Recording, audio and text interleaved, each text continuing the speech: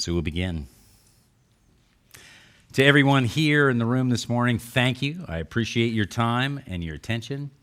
For those who are watching online later, I am Father Louis Powell. I am the pastor of St. Michael's Church in San Clemente, California, and there will be notes available in the links in the video.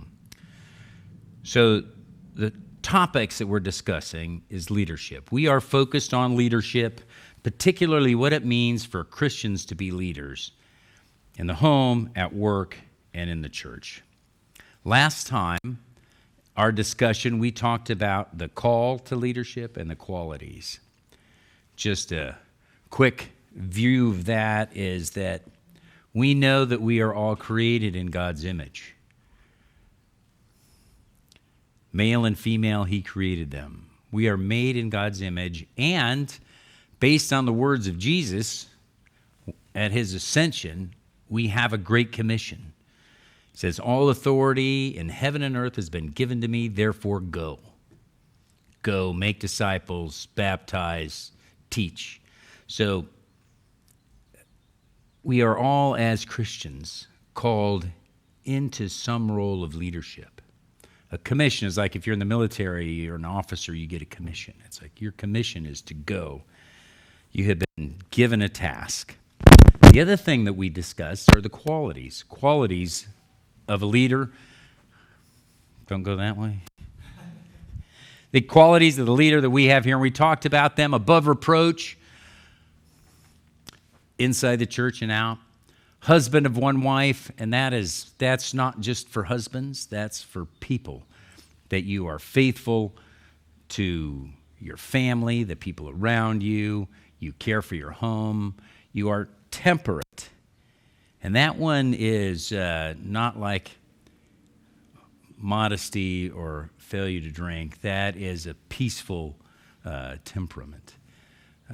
Prudent, wisdom, hospitable, open to those that are different. Able to teach and confute contradictions. These are all pretty straightforward. We talked about them before. Not a drunkard. And that's more than just don't always be drinking too much. It has to do with all of your passions. Govern your passions so that none of them are your master. Not pugnacious or quick-tempered. That's having a personality that wants to punch people. Be gentle, not quarrelsome, not always arguing, not a lover of money or greedy for gain. And that is, you're not striving for the things of this world, fame, power, money, and that you are devout. And if you want to look at where that list comes from, it's in those references there, 1 Timothy 3 and Titus 1. And they are talking there about bishops and deacons. But it's talking about overseers and those who serve. It's talking about what is it to be a mature Christian. And to me, an interesting aspect of all of this is that to be a Christian leader is also to be mature as a person and as a Christian. So that's a quick recap of where we were. Today, we're going to talk about the traits of a Christian leader. And this is interesting because what's the difference? We just talked about qualities, and what I see in this as we're talking about it is that the qualities we have are the character that we bring in ourselves.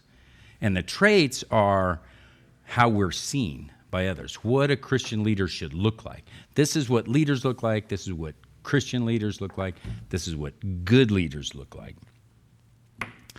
And one of the, we go through this list of typical traits. I say about all of them that it's not a sin to have these traits. It's not a sin. Because the first one is a desire for achievement, right? You're not being arrogant to try to do well. A desire for achievement is a good thing. We should aspire. God is calling us to a higher place, to be ourselves, to be more like Christ. These are some of the things that looks like, and a desire to achieve that is not wrong. It's not a dirty word. And I want to tell a story, which I love to do, in like aspiring to something more includes also paying attention to what's in front of you. And this is a story back when I was a Marine. I was a Marine, and I was in this place of in between floats, and I had this opportunity to apply for a funded law program. And I kept praying, what should I do, God?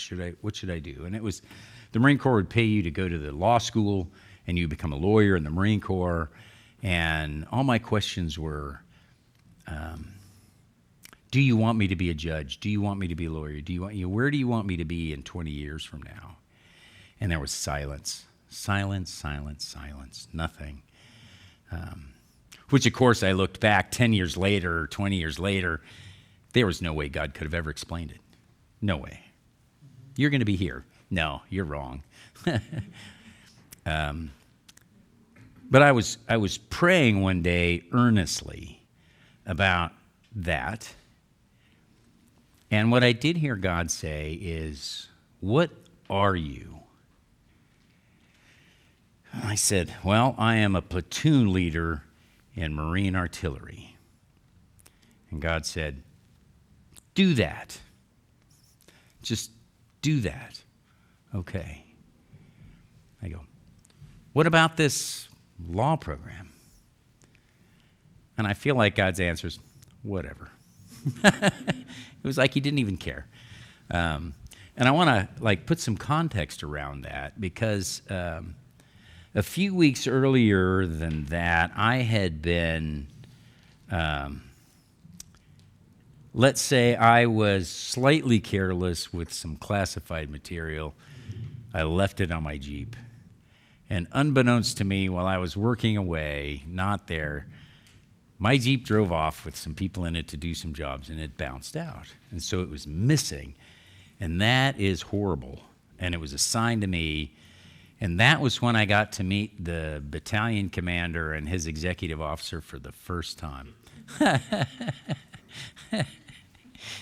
battalion commander was expressing his displeasure in a very colorful way. You. And I said, yes, I was stupid and wrong. And he didn't know how to respond to that, and he kind of left the room. Okay, so I mentioned that because that's the context of before. And then do what's in front of you. About 4 months later, the whole battalion is working on a Saturday up in the gun park to clean up all the trucks in the gun zone. It's like, you guys have dirty trucks now. We're all going to ruin our weekend. And I was just working away and doing my thing there. And the executive officer came over to me and said, let's go for a walk. And I'm like, oh, great. But what he said, 4 months ago, your name at headquarters was Mud. I yes, I recognize that.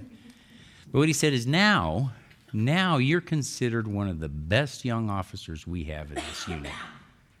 And I'm like, it was like, this was a guy that you would admire, and him saying that was quite profound. But I believe that it was all about two things. God said, what are you? Do that. Do what's in front of you. You have to begin somewhere. Do that and do your best at it, because that is a foundation that you have to aspire to something greater. And I believe that it was that and a lot of God's grace that changed that whole reputation. As I was aspiring to other things, I was investing in what was in front of me. The next thing about the traits of a leader is that they're very comfortable with authority. And that's two-sided, very comfortable with authority. And that is, everybody has a boss. And how do you receive your boss? And how do you receive your boss no matter who and what he is? Because they can be great or they can be less than optimal. And how do you receive their authority? When they say, do this, do you? Do you do it? Do you hurry to do it? Do you drag your feet and only do it under duress? See, this is, as we're perceived as leaders, a leader is comfortable with authority and does the things that are required of him by those in authority over him. And another thing that happens is that you have people who might work for you. And you have to be comfortable in giving them direction. You're comfortable with authority, both obeying those in authority over you and leading those that are under your authority. This next one is crucial. This one is an essential element of leadership, and that you have to be decisive. You have to make clear decisions on time and not waver back and forth. You want to make your decisions once, and when you make them once, then you're done making that decision. It is swift, clear, and well-timed. Yes, no, or I'll decide that later. That's an option, but you have to decide. There's a story of General Grant in the Civil War, and it was about in the middle of the Civil War. He'd become he was the commander of the armies in the West. It was before he came east. And a clerk had come in to him with a bunch of papers to sign, and one of the papers was to allocate like a lot of money to do some building of something. And Grant looks at it and signs it. And the clerk says, "General, are you sure? This is a lot of money. Is this a mistake?" And he said, what he said was, and I paraphrase, is that making the decision is more important. And if it is a mistake, we'll know soon enough and we'll change. So it's better to decide now. And if it's a mistake, we'll know later and we can fix it, but decide now. And what he said was indecision is more costly than the amount of this authorized transaction. Be decisive. There's also an element of being clear in that too. I mentioned to be clear, be timely. And that is making sure that when you decide, you know what you decided, and everybody around you knows what you decided. The next one I have on here is self-disciplined. Self-disciplined. And this one, you ask the question, was I born a leader? And the answer is, of course not. I have zero self-discipline. I have to remind myself sometimes that in my lifetime, I've actually done things that require a lot of self-discipline. I just don't imagine where in the world that came from. But I do know that when Paul lists out the fruits of the Spirit, self-discipline or self-control is on that list. It's on the list. There is a fruit of the Spirit that allows me to control myself. And thank God for that, because I don't know how else I could have ever accomplished anything. And if you're looking for an indicator, am I self-controlled? Am I self-disciplined? Is the question, do you work when others play? Do you work when others play? There's an idea that, everybody works their 40 hours, 8 to 5, 5 days a week. And the person that starts 15 minutes early and works 15 minutes late is working like 15% more than everybody else. And if you pay that much attention at your job, it will have rewards. So working when others play is an indicator of how are you doing in discipling yourself, disciplining yourself, controlling yourself. The next one, it was a little more easy for me, and that is being creative, using your imagination. And it is on some level, kind of like living in an imaginary world, because as a leader, you're trying to create something that's going to happen. It's not something that is. It's where you're going. So you have to see ahead. And that takes imagination. It also takes being aware of where you are in the situation. You have to have observational skills to be aware of where you are in the situation, the creativity to adapt as things change. Grant saying, if this is wrong, we'll know soon enough. Well, when you know, soon enough, change. It also includes innovating things. There is, in business you'll hear, we want to think outside the box. That's kind of a cliche. Here's the box. We've always done it this way, but we want to think outside of what we've always done, outside of what we want to innovate. We want to do something new. And my view has always been, there is no box. There are no boundaries. We want to find, we want to explore, we want to create, we want to innovate. We want to be creative in order to initiate things, organize things, and solve problems. A leader should be optimistic. There is a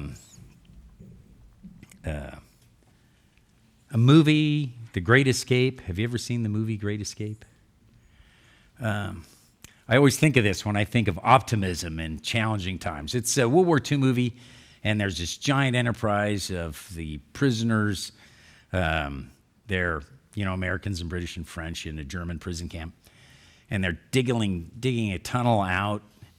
And they dig the tunnel. It's the right moment. Everybody has their papers, the forgeries. This whole enterprise has come to this one moment. And they, pop out of the tunnel. They're supposed to be in the woods. And they're like 50 feet short. Steve McQueen is in this movie. He's kind of the troublemaker that's essential to everything. Weird. Not the leader, but one of the leaders. And he comes down, and the two leaders in charge of everything, he said, what do we do? What do we do? And it's like the back and forth. What do we do? What do we do? Steve McQueen, the rebel, goes, we'll run a string out there. And when it's okay for you to pop out of the tunnel and run into the woods, I'll pull a string. And they look at each other, and they kind of, a string, pull the string, back and forth. We'll know what to do. And then they look back at him, and he goes, this will work. And then he smiles. And it's so funny, because when he smiles, it was like magic. They go, this will work. He said, this will work, smile. And they go, this will work. It's like a Jedi mind trick. When you are a leader, you need to have that ability to inspire that kind of confidence, because you are optimistic. You're an optimistic person. There's also, this radiating hope and excitement, but you also have to have a good sense of humor.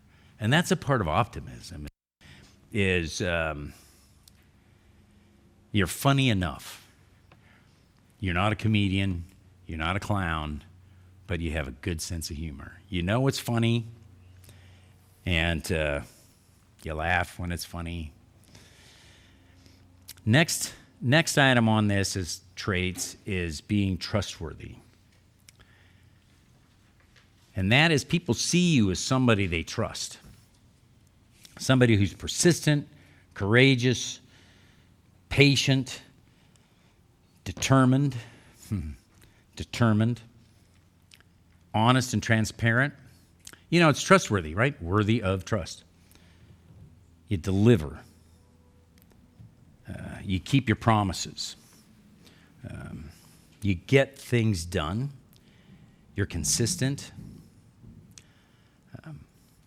This kind of courage that you have to be trustworthy is to also be able to face reality as it is. We call out all these things we aspire to be, and you can come home at the end of the day and say, well, I missed that one by a mile. You have to have the kind of courage that says, I missed that one by a mile. So you're realistic about it, but you adapt, you adjust, you aspire, you get up and you try again. Another element, a trait of leadership, is confidence. You're confident. So that when things are uncomfortable, you're not. You're not a rebel fighting the man. But when things are uncomfortable, you're comfortable. There is also in this, human beings are a mix of complexity, and no two are alike. So one of the things that you'll discover is that you're different from everybody else. That's a normal human condition. And the confidence is to say, yeah, I know that, and I'm fine. I know what God has created me to be. I'm aspiring to be good and like Christ, and I'm okay. There is another trait of leaders, the ability to delegate, that is very challenging. We could have an entire course that was just spelling out, how do you delegate well? Delegating is easy. Delegating well is almost impossible. It's enormously complicated. And when you move into a position where you have to delegate to others, you will not automatically be good at it. It's something that you're going to have to pay attention to in order to be good at it.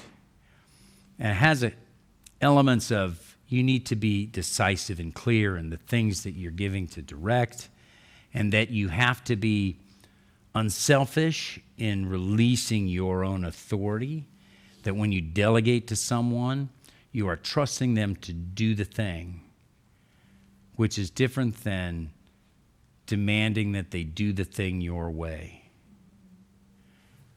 And then there is also a challenge of, are they up to it?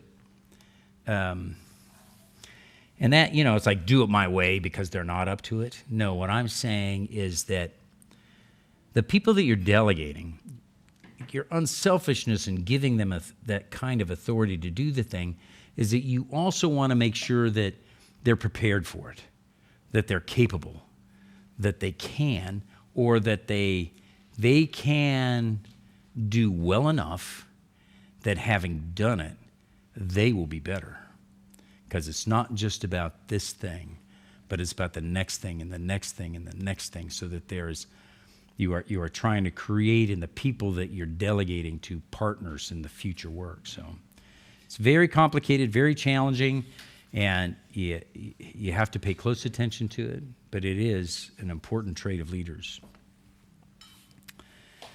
Another thing that you will see in leaders is that they are mature. They are emotionally stable. Mature and emotionally stable. But I have a caveat in here too. That emotional stability is about being a grown-up, and it's not about being a psychopath, right? The person that is never emotionally engaged or involved in anything, that's a sociopath or a psychopath, and they're not leaders. And you'll know soon enough. But it is the mature, the grown-up, the comfortable with good and bad, caring, moving on. Interesting, too. With that is also caring for others. You're mature and you care for others. We think of, the parents are the mature ones, and the kids, they're kids.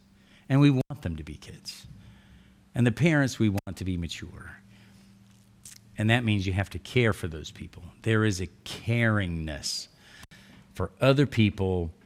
Other people are genuinely important to them. If you want to be a leader, you need to genuinely care for the people around you. Interesting, too, as I talk about comfortable in authority, genuinely care, it's caring for your peers, for your boss, for the people that work for you. It's a whole picture of who you are as a person. And another thing, a trait of a leader, is that they have a balanced family life. Too often you see people that are in key leadership positions and their family falls apart. Well, they haven't done well enough. There is a missing thing.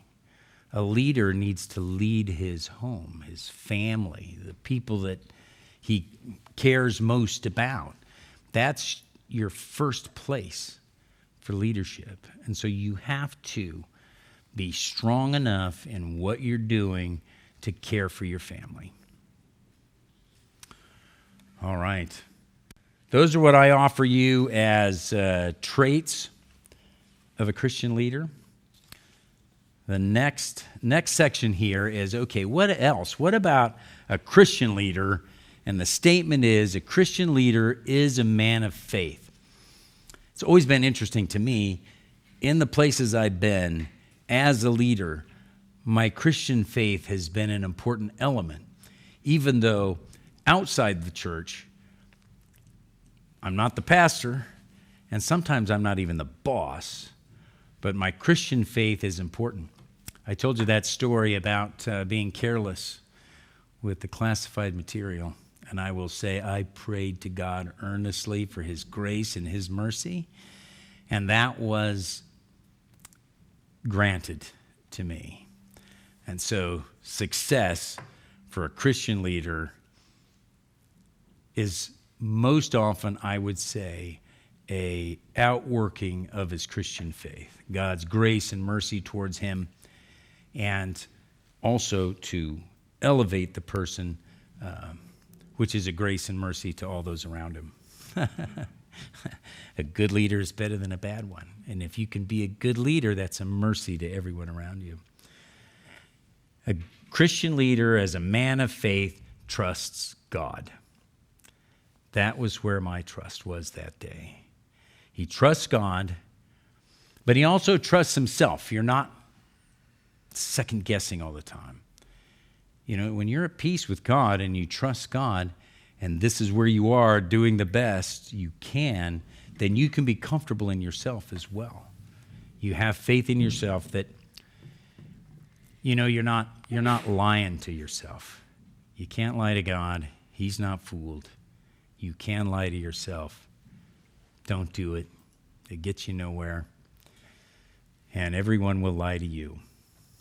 So don't lie to yourself so that you can trust yourself.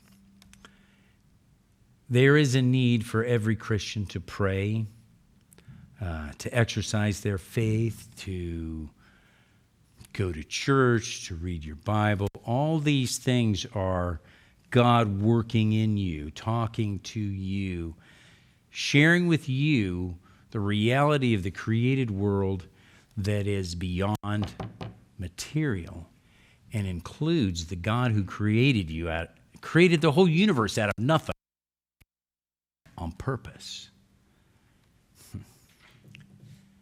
So as you grow in faith, it will make you a better leader. And also in this, as I said, this faith becomes a platform for you to act. When we talked about optimism, creativity, you've got to step off into the unknown. Go with God. What is that? Vaya con Dios, amigo. Go with God. Go with God. You have a faith as a platform from which to do the daring, the leading. It builds you for action. And then when everything goes bad and wrong, there is peace in adversity for the man of faith. And if we are aspiring to be like Jesus in the world, his hands and feet, I can tell you that I am not prepared to be nailed to a cross with the level of grace that Jesus showed. I'm not ready for that. I aspire to that. But that is the kind of peace in adversity that we need to display as people of faith, what we should become. And in that faith that is in us, that we're growing in what the Lord is saying and doing, I want to say there is an interdirectedness of that. And that is, God is guiding me and leading me in the world, and that I'm not dependent on signals from outside of me. I have that relationship inside of me that God is directing. And what that makes in me, it makes me a risk taker.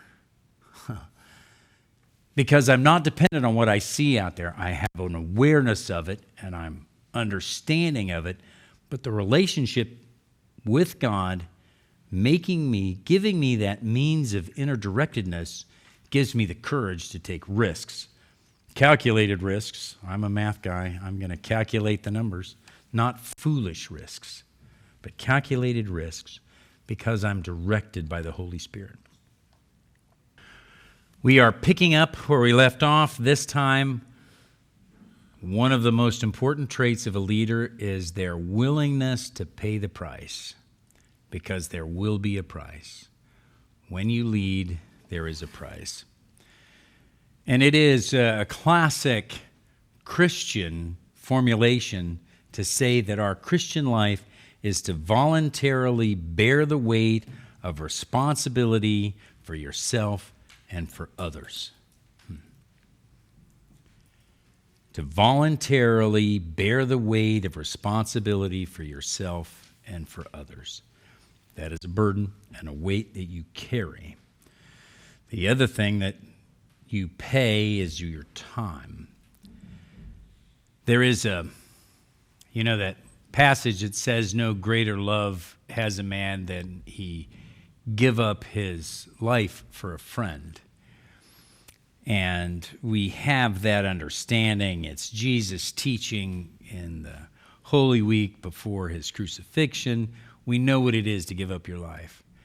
But I will tell you, leaders give up their life a minute at a time. It's not about dying. It's about giving up your time. Giving up your time. And to find your life, you have to lose it. So you give it away and it comes back to you. A leader will always also pay the price of criticism. You will have to accept criticism and not be defensive or lashing out against others. You have to be humble in that acceptance of criticism. Mostly because it may be correct. And if it is, you want to be listening. Accepting criticism. Tired. That whole thing we said earlier, you work when others play, that's tiring. You will be tired. It takes energy to lead, and so you will experience fatigue. There's also a price in that a leader has to spend time thinking. It seems odd, right? But if you're going to lead, you have to have a pause in your life to pay attention to things rather than always being the doing side. You have to think. That's where you can be creative. That's where you can be situationally aware. You can solve problems. It's like you have to spend that time. You're going to have to take time for necessary thinking.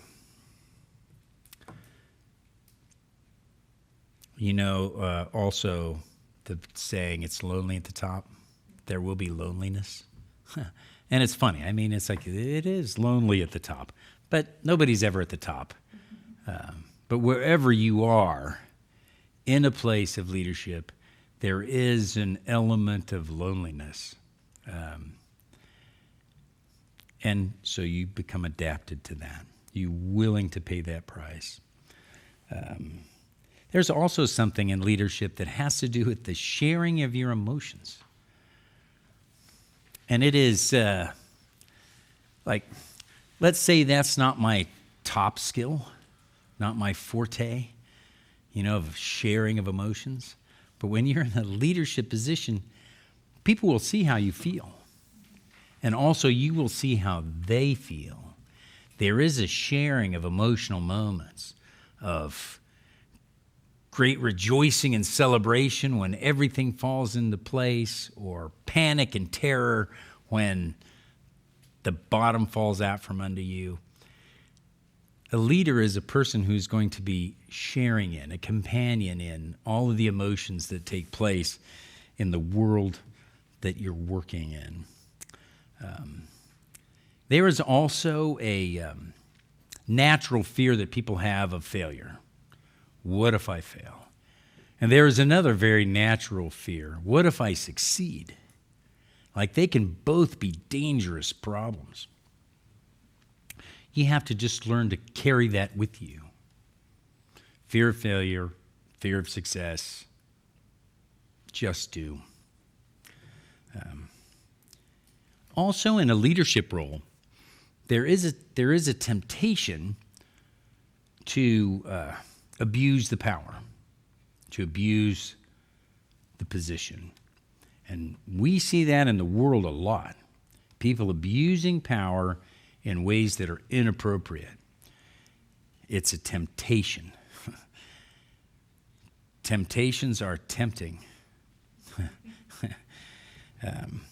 You can begin to carry a false pride, or you can be jealous of others. You can begin to think that you're infallible.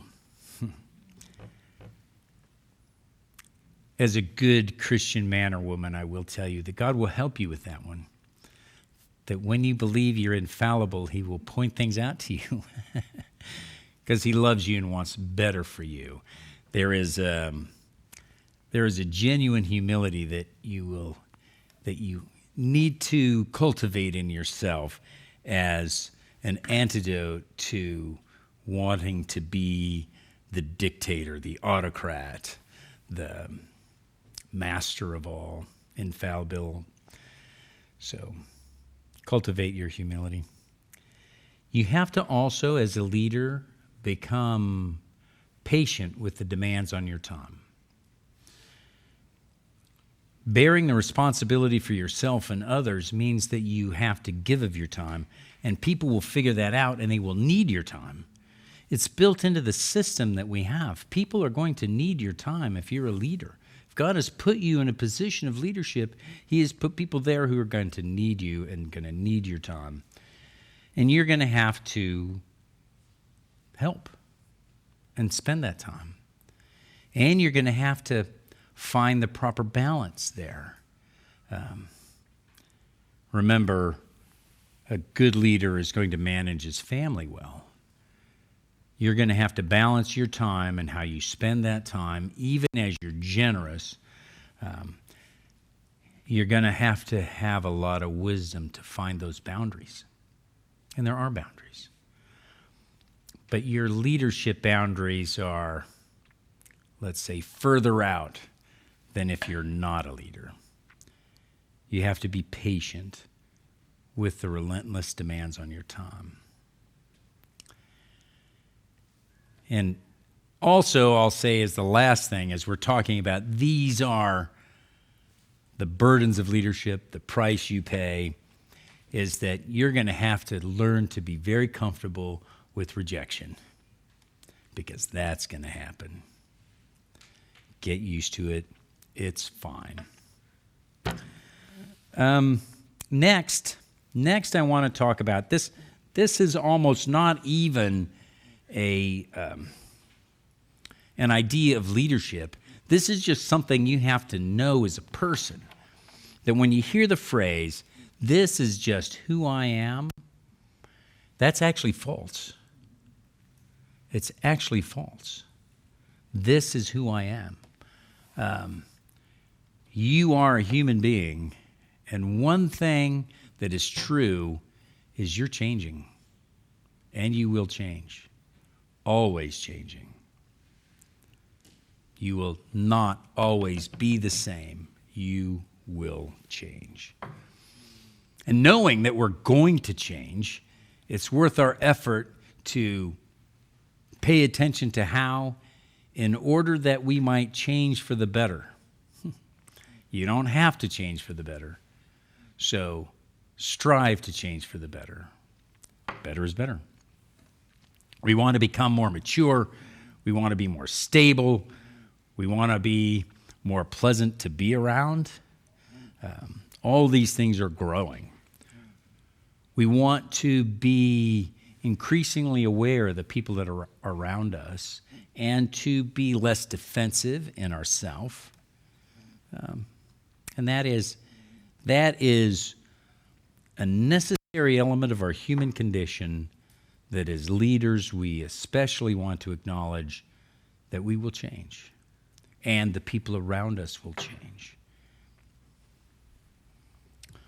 Another of the traits of a leader is that a leader is worthy of emulation.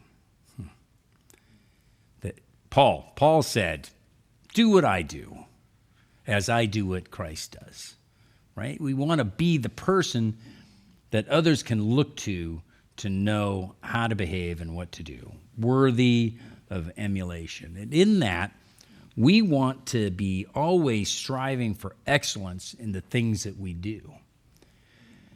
That was the lesson of God saying, what are you? I'm a platoon commander. Well, do that. Okay, I'm going to do that with all my attention in order to be as excellent as I possibly can be. Oddly enough, people noticed. Being a good example, knowing that you are an example for others and they will copy you. That confidence I told you about, this will work. Steve McQueen in the tunnel, this will work.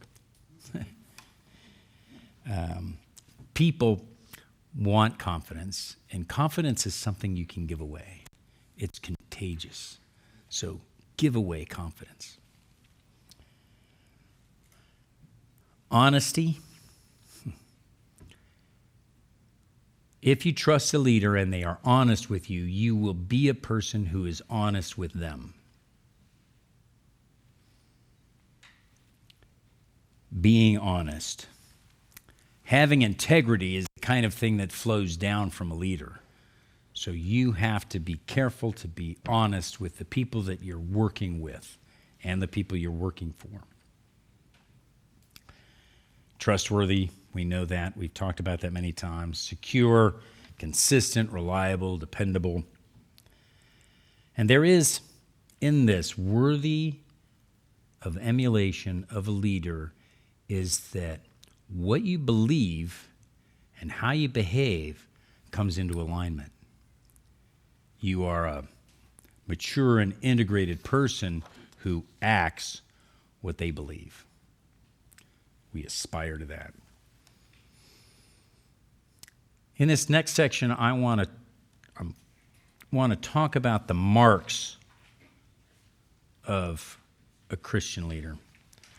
The things that you see in people that tell you, yes, this is a Christian leader or a good Christian leader.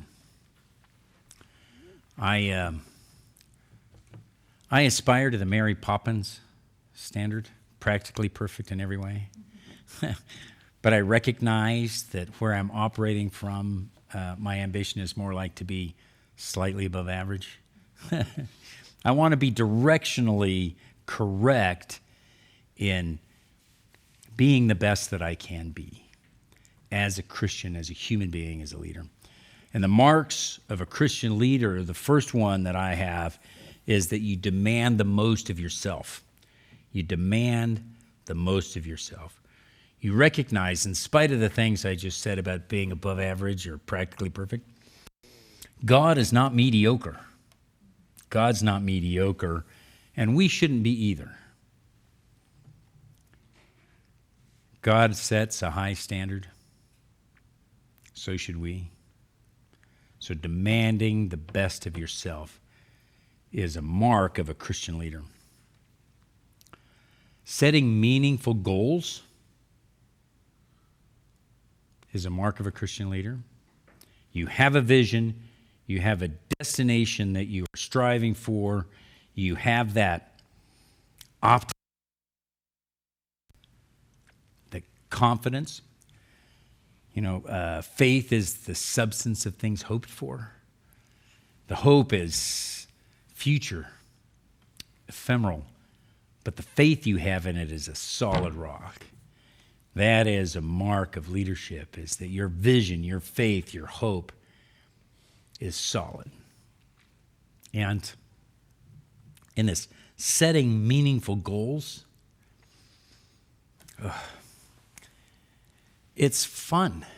It's meant to be fun. I had a situation in one of my workplaces years ago where the work I was doing was depending on others that I had no influence over and could not influence in my favor. And I got bored. And so I imagined a new thing. I said, let's do this new thing. My boss said, sure, go ahead and do that thing. And it was invented a new system for analyzing data that went around the obstacle. And it was fascinating because the reason I did it is because I was bored. Having a vision, being a leader, should have an element of adventure in it. Like, God's not called you to be bored. He's called you to create a new world. How can that be boring? It ended up being very valuable to the boss who let me get away with it and all those around me. It was very rewarding. But it was a consequence of wanting my vision to be an adventure, to, at the very least, to entertain myself, selfish as that may sound. And it was fun. Another mark of a leader is that they will set priorities. There's always 100 things to do, but there's only one thing to do now. Which one is it? Or as we used to laugh at the Naval Academy, when you were a plebe, you're the junior guy, there was a game to play. There were 10 things you had to know, and 6 of them that you could know. And your job was to figure out which 6 you could know. And you found out the next day, because you were typically wrong, and you learn to set priorities. You learn to balance time. And so setting priorities is a mark of a leader. And you see that in how they control their time, their talent, and their resources. Right? That setting priorities is about spending time, spending money, knowing where to get help from others. That is all boiled in priorities. And a mark of a leader is they can and they do. Another mark of a leader is that they measure performance. Now that's a trick, right? If you aspire to be excellent, you have to first understand where you are on the ladder. If you're going to climb the ladder, you got to know where you are. And the only way to do that is to measure performance.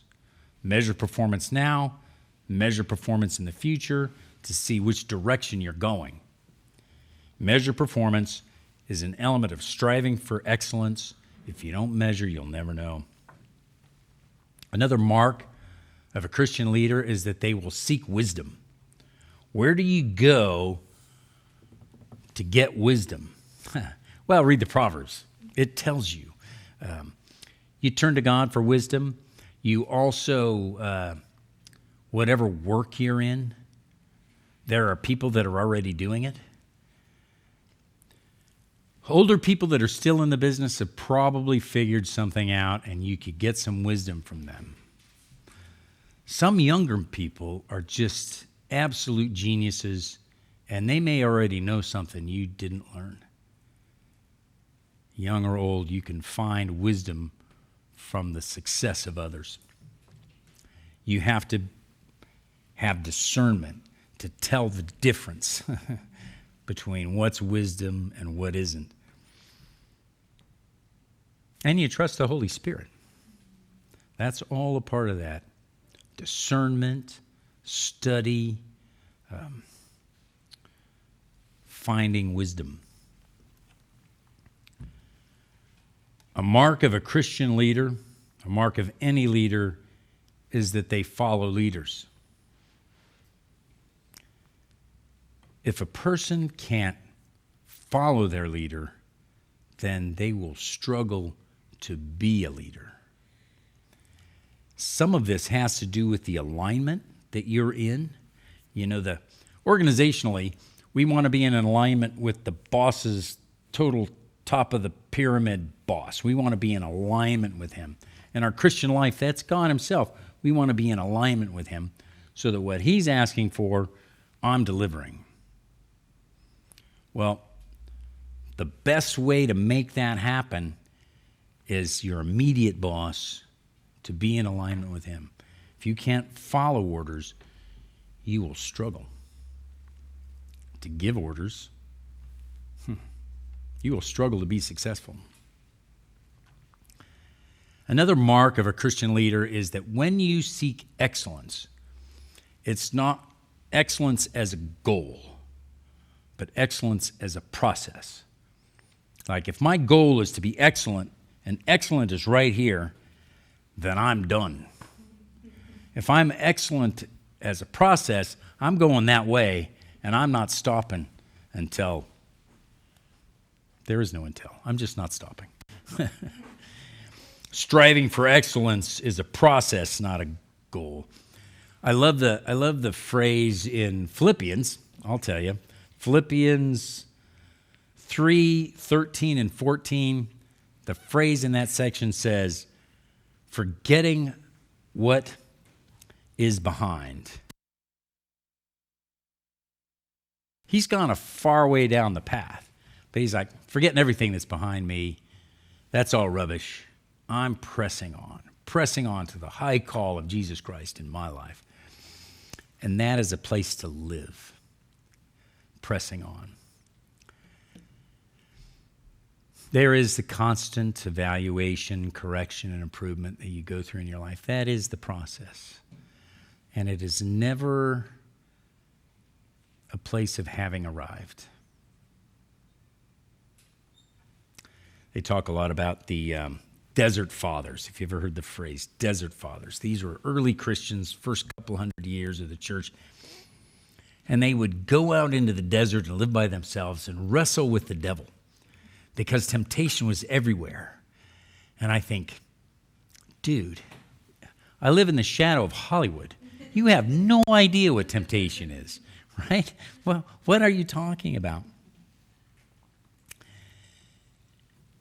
What was true of them is that their singular focus on aspiring to everything that God had created them to be in that place made it clear to them how much more they could become. Right? They wrestled with the devil to overcome sin, and we could do a lot better. Our problem is we're living in this fog. We're not even sure we're in the fight yet. So, it's a process, not a goal. You will never arrive until that moment when Christ returns. Here's a mark of a Christian leader. You might like this one. Is it up there? Have a style. Leaders are not like leaders. It's not a stamp that you stamp out. I'm describing a lot of patterns and a lot of practices as we go forward, especially the things that leaders do, what they have in common. That's true. That's real. But everybody has to have a style because you cannot not have a style. I share often, we are created in God's image. Male and female, he created them. God created man in his own image, male and female, he created him. And you look around and I think, that's a lot of images. And those images aren't really alike much, right? Is that wrong? No, that's exactly the way it was meant to be. God is far more complicated than we can imagine so far. And if all you do is look around at people and say, that's a lot of images, that is a revelation of how God created the world. And, we don't want to be sinners. And we can always change and do better. But we're also particular people on purpose. God created each of you on purpose to be you. Don't be me. Be you. Because you'll never be good at being me. But you can be great at being you. Everybody has a style. We have these boundaries. Don't be a sinner. But within those boundaries, who you are created by God in that particular way, I have to imagine and do believe that makes God happy. If you have little kids and they behave differently, it all makes you happy. And we're like that to God. It's good to be who you are. Filled with the Holy Spirit, marked by excellence, determined to only at God's will, angry at the right things, and interested in others for their good and caring. Those are the boundaries. Other than that, let God reveal to you who you really are. All of this to the praise and glory of God. As we said at the beginning, we are called into this role of leadership, and we have been created for it and commissioned for it. For God's glory, not for our own. I'm going to mention a few more things here about this time measuring performance, like how you aim when you measure performance as you strive for excellence. In two kinds here. One, you got to measure yourself, and the other one, you got to measure the people that you're leading, the people around you. So, in your own self, competence. Are you competent in the work that you're doing? This idea, think of performance power. Your ability to perform, your competence, is a powerful thing. Doing the work necessary to be well prepared for what you're about to do. Are you competent? Measure it. Measure also the clarity of the direction that you give. This is one of the rare occasions where I say it is good to be efficient. I look at God's creation and I say, God is not efficient. He is not efficient. And I see a lot of times the devil is very efficient. God is ridiculously abundant. He said he created the sun and the moon and the stars to tell what time of day it is. How many do you really need for that?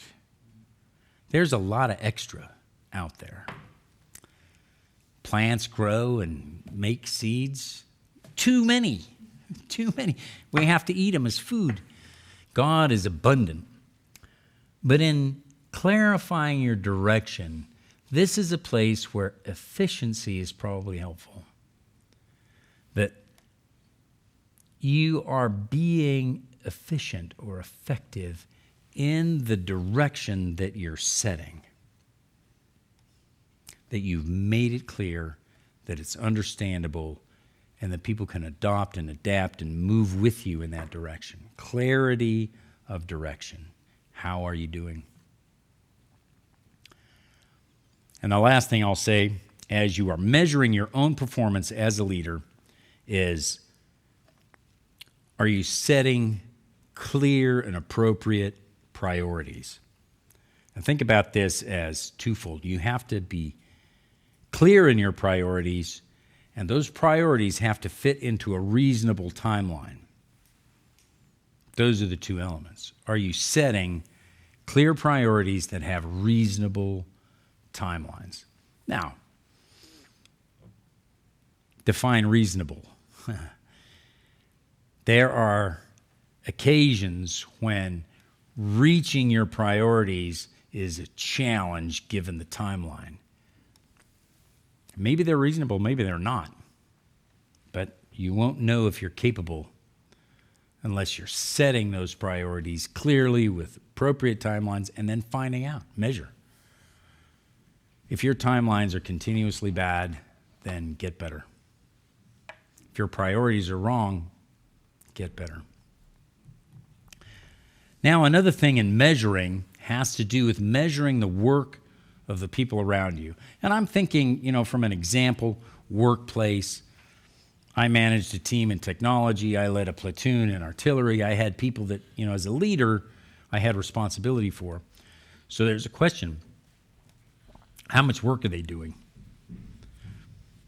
Are they doing an appropriate amount? How much work are they doing?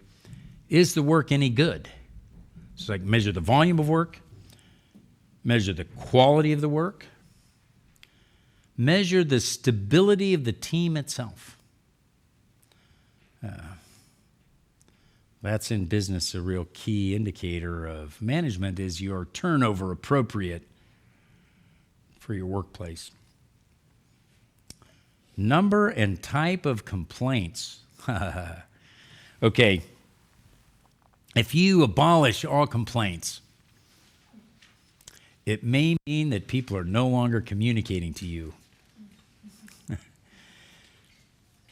In the Marine Corps, we had a saying is that, things are not good unless the Marines are complaining. Like Marines complaining was a sign that things were good. And I see that truth in that because those are like communicating to you. That's feedback. You thrive and live on feedback. But if your whole world is complaints, you got to fix something. Number and type of complaints. And another element is the people on the team. Are they happy to be there? Satisfied to be there? Is it adequate for them? Right? Work is work. It's not play. People have to go to work. Rarely, if ever, do people get to go to work. So how is the level of satisfaction? And satisfaction isn't just being at recess on the playground. Satisfaction is achieving, being satisfied that I've accomplished the thing, and the thing is important. I've accomplished the thing, and the thing is important. I am satisfied. I have done my good day's work. That is where our lesson ends today. Next time, we're going to be talking about the leadership process. Planning, organizing, coordinating, communicating, adapting, closing out the project. It's fun. I thank you for your time and attention today. I appreciate it. Thanks to Jesse and Katie, our AV team, other Katie for our slides, et cetera, et cetera. Debbie, my wife, for the donuts and the coffee. So hooray for that. Thanks to everyone, and we'll see you next time.